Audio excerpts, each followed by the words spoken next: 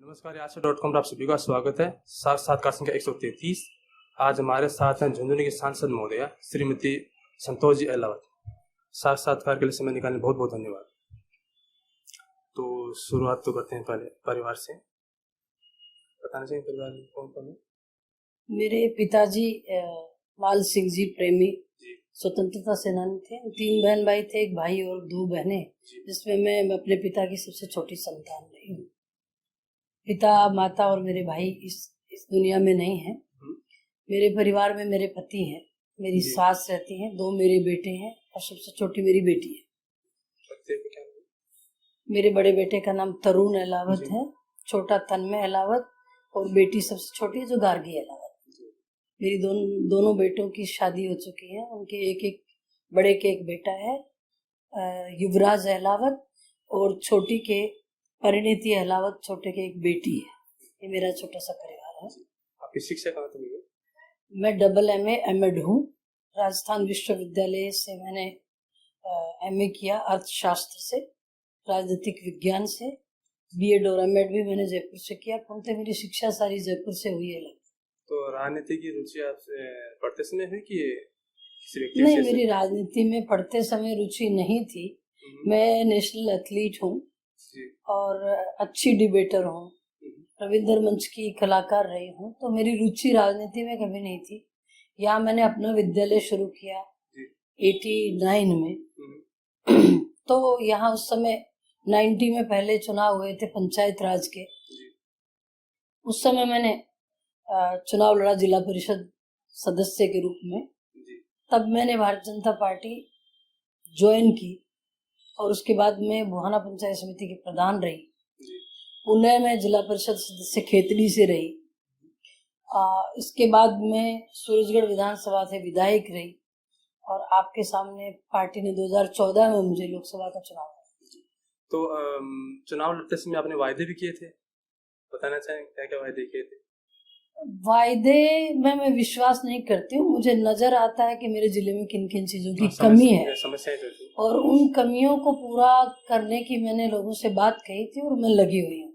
जिले में सड़कों का अभाव है, कनेक्टिविटी से वंचित हैं कुछ गांव अभी भी, और सड़कें जो हैं वो भी बहुत टूटी हुई हैं। क्योंकि हरियाणा में पत्थर के ऊपर, चेजा पत्थर पे जब रोक लगी तब डंफर्स यहाँ से जो पत्थर ढोकर ले गए, उन्होंने हमारी लगभग सड़कें बहुत बुरी हालत में तोड़ दी गई।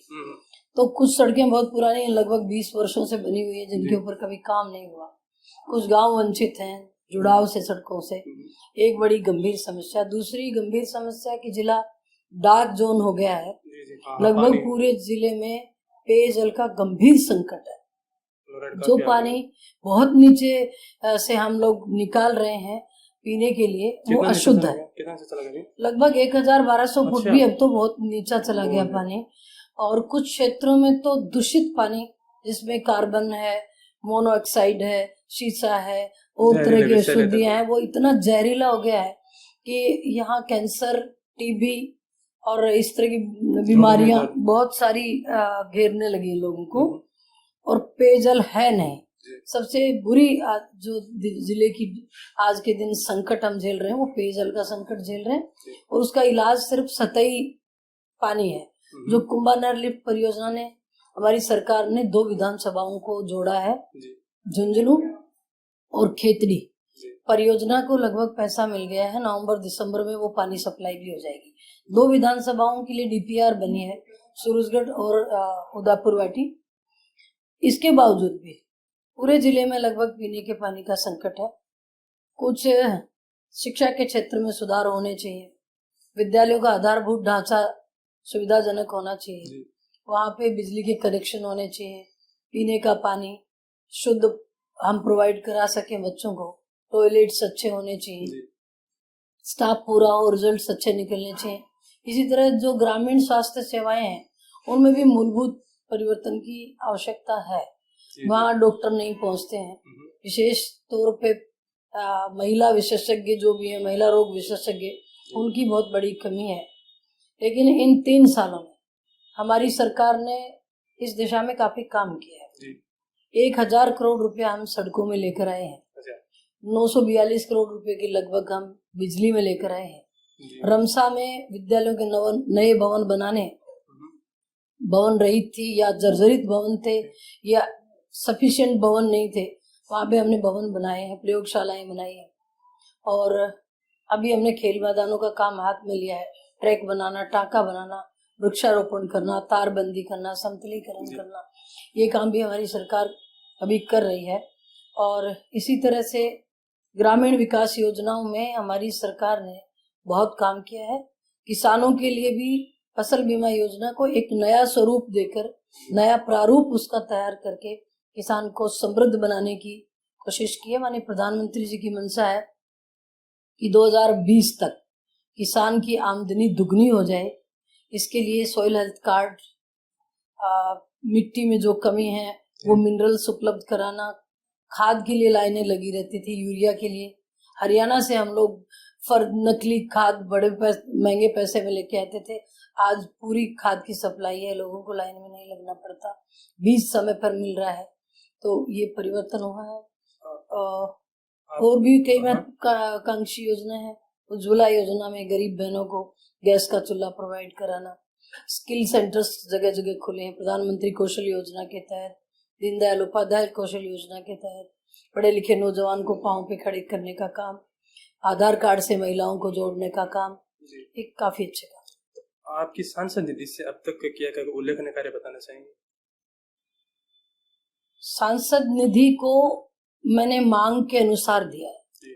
जिन गांव में गंदा पानी गांव के बीचों बीच भरता है, उनको निकासी का काम, कई कीचड़ भरे रास्ते हैं उनको पक्का कराने का काम, कहीं पानी नहीं है ट्यूबवेल्स के काम, कहीं विद्यालयों में कोई शौचालय गर्ल्स के लिए पृथक नहीं है उसके काम, फिर पानी की टंकियों के काम, पाइपलाइंस के काम, छोटी छोटी सड़कों के काम। यह एक बात पूछें कि आपकी पार्टी है उसकी मुख्य लाइन आपको कौन सी अच्छी लगी? नहीं, मेरी पार्टी की सबसे बड़ी वैल्यू जो है, जिसकी मैं फॉलोअर हूँ, जिसकी मैं बहुत प्रशंसा करती हूँ, वो है सबका साथ सबका विकास। गरीब कल्याण की अवधारणा जो प्रधानमंत्री जी की है, मैं उससे बहुत प्रभावित हूँ। गरीब की चिंता जब तक हम नहीं करेंगे, अंतिम पंक्ति पर बैठे व्यक्ति को जब तक साथ नहीं लेंगे, जब तक उसके उत्थान और कल्याण की बात नहीं करेंगे, तब तक फिर ये योजनाएं कोई मायने नहीं रखती। तो जहाँ जहाँ बीजेपी का राज वापस आया है, से बीजेपी यूपी में है, से असम में है, वहाँ क्या है कि पुलिस के साथ में मुठभेड़ पड़ी है और कुछ दल भी उगाए हैं जिनका प्रधानमंत्री खुद समर्थन नहीं करते हैं। उन्होंने कहा भी है फिर भी इन पर लगाम लगाना जरूरी है। आप समझते हैं ना, एंटी रोमियो, गोरक्षा वगैरह वगैरह। तो देखिए, ये कोई गवर्नमेंट ने या पार्टी ने कोई खड़े नहीं किए हैं, ये सदा से होता है। कोई हमारी सरकार में हो रहा है ऐसा नहीं है। लोग अपने संगठन बना बना के तरह तरह की एक्टिविटीज करते रहे हैं, लेकिन हमारी पार्टी इस तरह की बातों को समर्थन नहीं देती है। राष्ट्रवादी पार्टी है जो राष्ट्र की बात करती है। राष्ट्र हमारे लिए सबसे पहले है। हम किसी जाति, धर्म, किसी मजहब की बात नहीं करते हैं, हम सदैव मानवता की बात करते हैं। और हम लोग दीनदयाल उपाध्याय, श्यामा प्रसाद मुखर्जी को मानने वाले लोग हैं। उन्होंने कभी जाति की बात नहीं की। माननीय प्रधानमंत्री जी की मंशा किसी भी प्रकार के इस तरह के लिंगाभेद को या जातिवाद की बातों का, क्षेत्रवाद की बातों को प्रोत्साहन देने का नहीं रहा है। विशुद्ध राष्ट्रवादी विचारधारा और उस गरीब कल्याण की सोच उनकी प्रधानमंत्री जी को आज न केवल देश में वरन की पूरे विश्व में जिनके नाम का डंका बज रहा है, भारत की साख को जो बहुत ऊपर लेकर गए हैं, पारदर्शिता जो शासन में लाए, जो सबसे बड़ी वैल्यू है। आज पारदर्शिता की सबसे बड़ी जरूरत है। आपको याद होगा, राजीव गांधी प्रधानमंत्री थे, तब उन्होंने कहा था कि केंद्र सरकार से अगर किसी के लिए 5 रुपया चलता है तो वो पहुंचते पहुंचते एक रुपया बच जाता है। आज सीधा पैसा राज्य और केंद्र सरकारों का पंचायतों के अकाउंट्स में आता है, बीच में कोई खा नहीं सकता है। तो ये पारदर्शिता इतनी बड़ी है और मैं इसकी बहुत कदर करती हूँ। तो जब आगामी चुनाव होंगे केंद्र में और राज्य में, तो आपका क्या एजेंडा होगा आपकी पार्टी? नहीं, हमने कोई एजेंडे नहीं बनाए। मैं आपको पुनः दोहराना चाहूंगी, विकास हमारी प्राथमिकता है, सबको साथ लेकर चलने की हमारी प्राथमिकता है, भारत को, राजस्थान को समृद्ध बनाने की हमारी प्राथमिकता है। हमारी माननीय मुख्यमंत्री जी ने महिलाओं के लिए, बेटियों के लिए, पढ़े लिखे नौजवान के लिए जितनी भी योजनाएं निकाली हैं, पानी के संकट से निपटने के लिए जल स्वावलंबन की बहुत बड़ी योजना, जिसकी राजस्थान की जो योजना है उसकी सराहना माननीय प्रधानमंत्री जी ने भी की है। तो माननीय मुख्यमंत्री जी बहुत संवेदनशीलता से काम कर रही हैं, लोगों तक ये योजनाएं पहुंचे, उसका लाभ मिले, ये मेरा मकसद रहेगा हमेशा। एक तो जैसी नौकरियां होती हैं, टीचर की होती हैं वगैरह, जो कार्मिक नौकरियां होती हैं, वो किसी न किसी तरीके से कोर्ट में लटक जाती हैं, तो इस प्रक्रिया से देरी भी बहुत होती है। देखिए, मैं आपको एक बात कहना चाहूंगी, कई लोग मुझे कहते हैं हमारी पेंशन कट गई। क्यों कट गई? गांव वालों ने शिकायत कर दी, ये सड़क नहीं बन पा रही है। क्यों नहीं बन पा रही है? कोई स्टे लेकर आ गया। ये रास्ता नहीं खुल पा रहा। क्यों नहीं खुल पा रहा? कोई कोर्ट में चला गया। तो कोर्ट में सरकार नहीं जाती है, सरकार वैकेंसीज निकालती है, सरकार लोगों को रोजगार देने के मूड में है, लेकिन अगर कोई कोर्ट में चला जाता तो कोर्ट तो सबके लिए है। कोर्ट में सरकार जाए तो आपकी बात को मैं समझती हूँ कि हमारी मंशा खराब है। हमारी तो कहीं मंशा खराब नहीं है। अब कोर्ट जाते हैं लोग, उनको हम कैसे रोक सकते हैं? और कोर्ट सबके लिए समान व्यवहार करता है। कुछ एक दो शब्द होते हैं, उनके उत्तर गलत होते हैं, प्रतीत होते हैं, फिर पता चलता सही होता है, तो भी कुछ कई बार क्या संस्थाएं जिद्दी रूप बनाती हैं कि उन्हें पता चलता है कि सही था सवाल, उसके बाद जो है वो अपर कोर्ट में जाती है, अपील करती है। नहीं, मैं आपको कहना चाहूंगी कि त्रुटियां जो आप कह रहे हैं, शब्द, वो मानवीय भूल, भाषाई त्रुटियां, ऐसी चीजें होती हैं। लोग इस ताक में बैठे रहते हैं कि ये योजना अगर इम्प्लीमेंट हो गई, जैसे मैं कहूँ अगर हमारी योजनाएं बहुत अच्छी हैं और कांग्रेस को लगे, विरोधियों को लगे कि ये तो लोगों का दिल ही जीत लेंगे इससे, तो उनको बड़ी भारी चिंता हो जाती है और वो छानबीन में लग जाते हैं। एक एक लफ्ज को बहुत लोगों से डिस्कस करके और पैनल बना के वकीलों का उनमें देख के खामियां निकाल के कोर्ट चले जाते। उनकी मंशा आप समझ रहे हैं पीछे क्या है? उनकी मंशा सिर्फ और सिर्फ इस बात की है कि वो चाहते हैं कि सरकार के खाते में क्रेडिट नहीं जाए। तो संतोष जी के पास जन सुनवाई भी होती है, देखा मैंने, सिर्फ आपसे सीधा संपर्क किया, कोई बीच में किसी को नहीं लेके आया, आपसे फोन पर संपर्क किया और मेरा अपॉइंटमेंट हो गया। इसी तरीके से उम्मीद करता हूँ कि आम जनता भी आपसे संपर्क कर पाती है। मेरे यहाँ अपॉइंटमेंट की प्रक्रिया मैंने चालू नहीं कर रखी है। प्रातः काल मेरे घर का दरवाजा, वैसे तो रात में मैं घर पे ताला नहीं लगा के सोती हूँ। अगर रात में किसी को 2 बजे 3 बजे 4 बजे भी जरूरत हो तो दरवाजा खोल के अंदर आ सकता है। अपॉइंटमेंट के लिए मैंने दरबान नहीं रखा हुआ, आप देख रहे हो। नीचे चाय पानी पिलाने वाले लड़कों के अलावा कोई ऐसा व्यक्ति नहीं खड़ा है जो आपको रोक रहा है कि अंदर नहीं जा सकते आप। स्लिप दे के जाने का सिस्टम मेरे यहाँ नहीं है। ये जनता का घर है, मैं जनता की प्रतिनिधि हूँ। मेरे घर में मैं कभी भी आने वाले व्यक्तियों को ये नहीं पूछती हूँ आप किसके वोटर हैं, आप किस जाति के हैं, आप कहाँ से आए हैं। मेरे लिए मैं सांसद हूँ और वो अपनी फरियाद लेके आने वाला व्यक्ति है, तो आम आदमी मेरे पास बेझिझक आता है। कई बार क्या होता है कि सांसद वगैरह क्या हड़काने झड़काने का काम करते हैं नेताओं को, अधिकारियों को, तो संतोष जी कैसे डील करते हैं जब फरियाद आगे पहुंचाते हैं? हड़काते झड़काते वो लोग हैं जिनको राजनीति से कमाई करनी होती है, या जिनको लगता है कि जनता मूर्ख है जो हर बार उनको रिपीट करेगी। ये जनता हमें बनाती है, तो इनके पास वो अधिकार है जो हमारे माता पिता के पास है। क्योंकि माता और पिता किसी गलती पे टोकते होंगे ना, तो आज मेरा कार्यकर्ता अगर मुझे कुछ कहीं टोक रहा है तो इसका मतलब I am doing something not good, ऐसा कुछ मैं कर रही होंगी तब उसे बुरा लगा होगा ना। तो मेरी उस समय मेरा कर्तव्य होता है कि मैं शांति से उसकी बात सुनूं, मैं उसको करेक्ट करूं, क्योंकि वो मेरा शुभ चिंतक, वो मेरा वेल विशर है।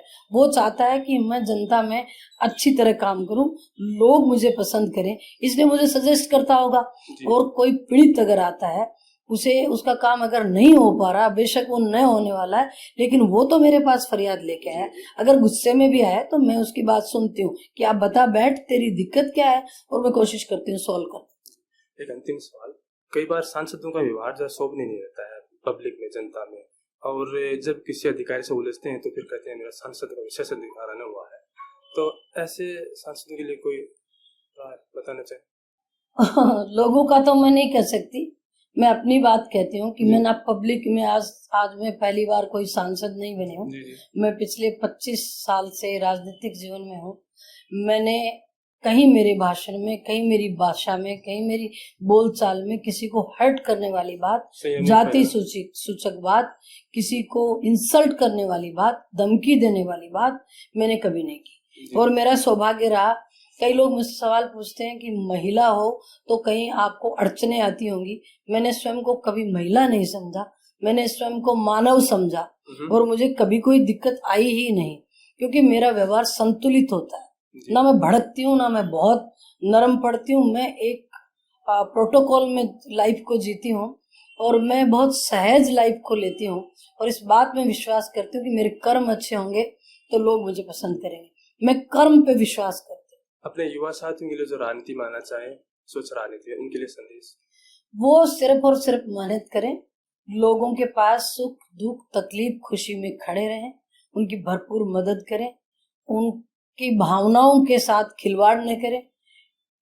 युवा हो चाहे कैसा भी हो, पॉलिटिक्स में जाना चाहता हो, चाहे व्यापार में जाना चाहता हो, सामाजिक सेवा में आना चाहता हो, सबके लिए यही संदेश है कि मानवता का रास्ता इख्तियार करके कोई कहीं भी पहुंच सकता है। मैं बहुत बेहद गरीब किसान की बेटी आज जब लोकसभा में जा सकती हूँ, तो कोई भी, आज आप हैं या कोई कार्यकर्ता किसी भी पद पे कभी पहुंच सकता। किसी ने सोचा था गरीब माँ का एक बेटा देश का प्रधानमंत्री बनेगा?